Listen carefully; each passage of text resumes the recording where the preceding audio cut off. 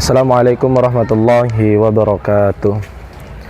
Sahabat sekalian, di era persaingan bisnis yang semakin ketat, setiap perusahaan dituntut untuk mampu menjaga kinerjanya, kinerja keuangannya agar tetap sehat, efisien, dan berdaya saing.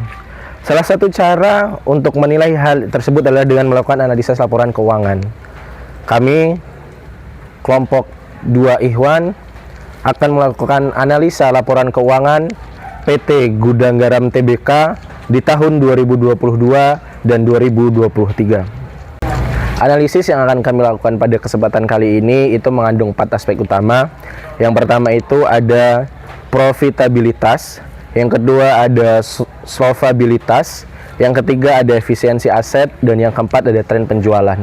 Dari keempat komponen utama atau aspek umum ini kita akan melihat dan kita akan bahas satu persatu, mulai dari arti rasionya, kondisi perusahaannya, penyebab perubahan hingga dampak strategisnya antara PT Gudang Garam di tahun 2022 dan di tahun 2023. Oke, di sini saya akan menjelaskan metode yang pertama untuk membandingkan PT Gudang Garam ini dari tahun 2022 sampai ke tahun 2023.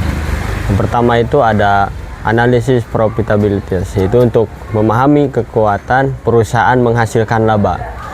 Jadi sebelumnya saya ingin menjelaskan dulu apa itu profitabilitas, yaitu adalah kemampuan perusahaan untuk menghasilkan keuntungan dari aktivitas usahanya.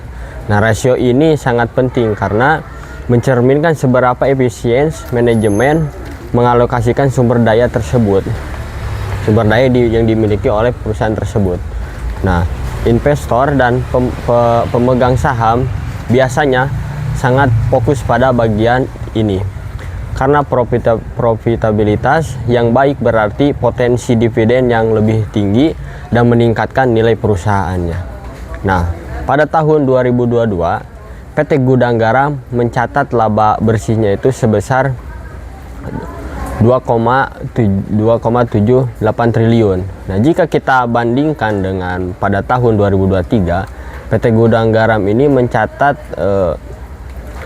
mencatat bahwa adanya pencapaian yang lebih tinggi, yaitu hampir 100 triliun.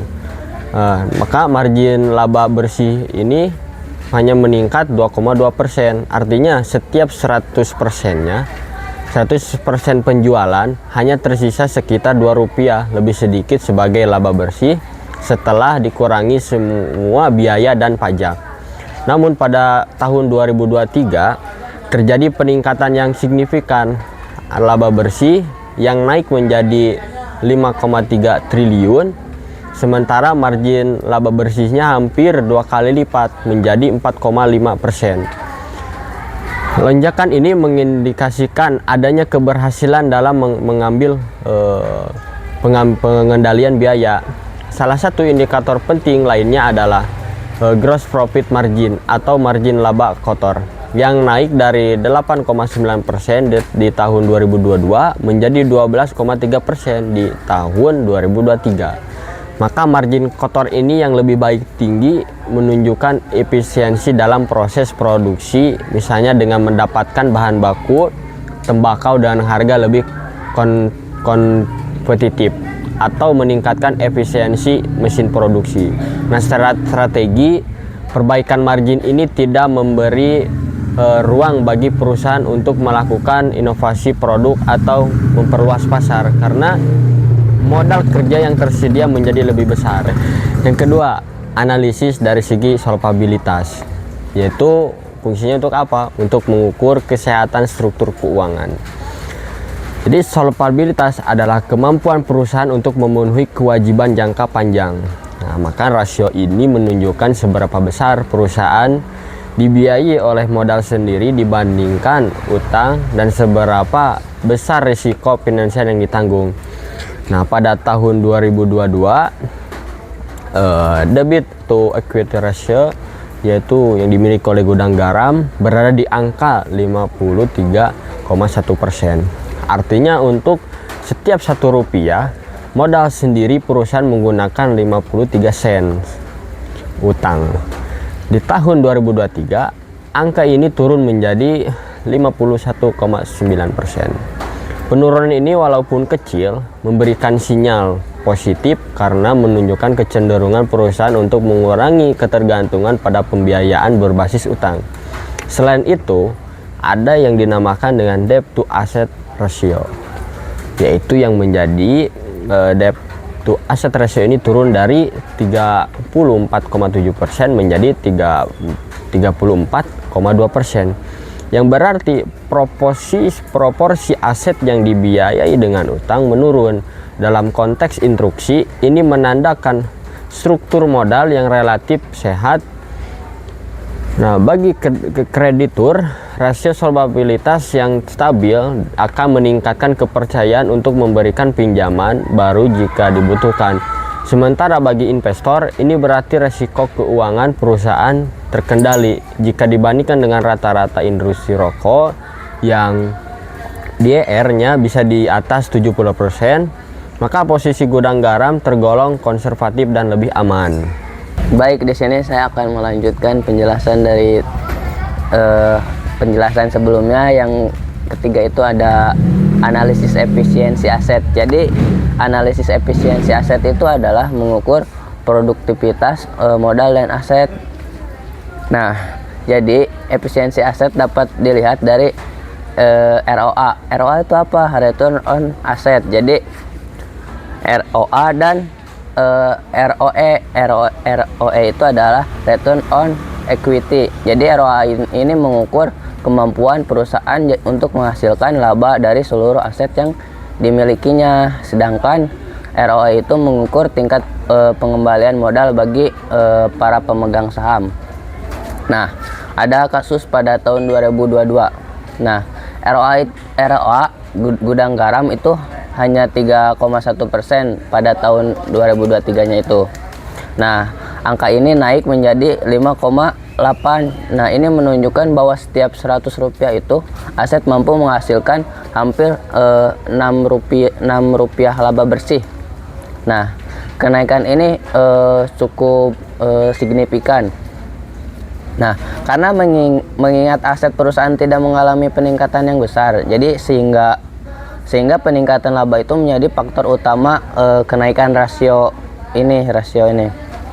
Nah, ROE juga mengalami peningkatan dari 4,8 menjadi 8,7.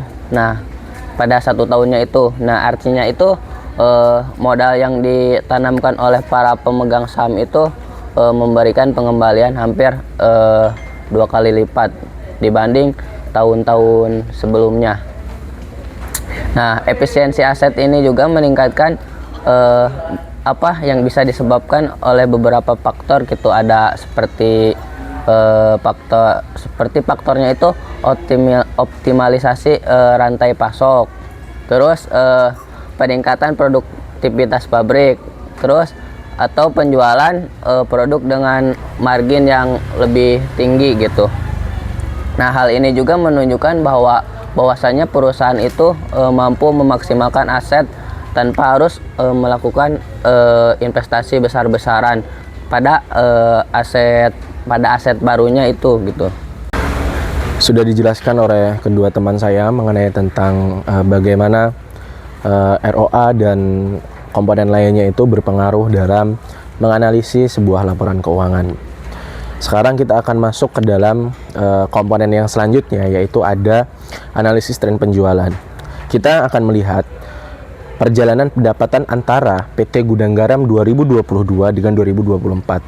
Kita akan menganalisis apakah ada perbedaan laba yang sangat signifikan yang dihasilkan oleh Gudang Garam di tahun 2022 dan 2023. Nah, kita akan masuk ke dalam pembahasannya. Analisis ini pastinya membantu kita melihat bagaimana perkembangan pendapatan perusahaan. Pada tahun 2022, Gudang Garam itu mencatat pendapatan sampai dengan 124,68 triliun. Namun, pada tahun 2023, pendapatan turun menjadi 118,95 triliun atau ini berkurang sekitar 4,6%. Mengapa bisa terjadi? Penurunan ini bisa terjadi karena beberapa hal, seperti adanya regulasi pemerintah terkait tentang cukai rokok. Pasti ada regulasi pemerintah mengenai tentang cukai rokok sehingga mempengaruhi biaya yang dikeluarkan oleh perusahaan gudang garam, serta adanya tren penurunan konsumsi rokok di masyarakat, serta adanya persaingan harga di pasar. Nah, tapi ketika pendapatan ini turun, laba bersihnya ini justru meningkat. Laba bersihnya ini meningkat, yang mana ini merupakan sinyal kuat bahwa strategi efisiensi berjalan dengan baik. Perusahaan kemungkinan besar telah memfokuskan penjualan pada produk-produk yang memiliki margin tinggi. Jadi perusahaan itu terfokuskan dengan produk-produk yang dia itu memiliki daya tarik atau marginnya yang sangat tinggi, serta mengurangi distribusi dan promosi yang kurang efektif. Jadi strategi yang digunakan oleh perusahaan gudang garam ini itu dia meningkatkan atau memfokuskan penjualan pada produk-produk yang memiliki margin tinggi, sehingga dari situ semua itu bisa strategis gitu, bisa setara. Nah, dalam industri, kita lihat dalam industri yang penuh dengan tantangan ini, kemampuan seperti ini itu sangat penting. Mengapa sangat penting? Kita lihat bahwasanya daya saing dalam sebuah perusahaan itu semakin tahun, semakin waktu itu pasti meningkat, sehingga perusahaan tidak hanya mengejar pertumbuhan penjualan, tetapi juga memastikan profitabilitasnya tetap terjaga. Jadi bagaimana perusahaan itu bukan hanya bisa bersaing, bukan hanya bisa bersaing dengan banyaknya tantangan-tantangan yang ada, tetapi bagaimana perusahaan itu bisa memastikan profitabilitasnya itu tetap terjaga, sehingga itu bisa dikatakan perusahaan yang stabil dan perusahaan yang sempurna. Kesimpulan dari kelompok kami, dari kelompok 2 Ikhwan, bahwasanya profitabilitas itu sangat harus dijaga oleh sebuah perusahaan, sehingga perusahaan tersebut bisa dikatakan perusahaan yang baik dan stabil. Ini penjelasan dari kami. Saya Asep Alfari Zulianto. Saya Hidar Kamaludin. Saya Gori Rangga Murtado. Kami dari kelompok 2 pamit undur diri. Billahi taufiq wal hidayah. Wassalamualaikum warahmatullahi wabarakatuh. Jangan lupa like, comment, and subscribe.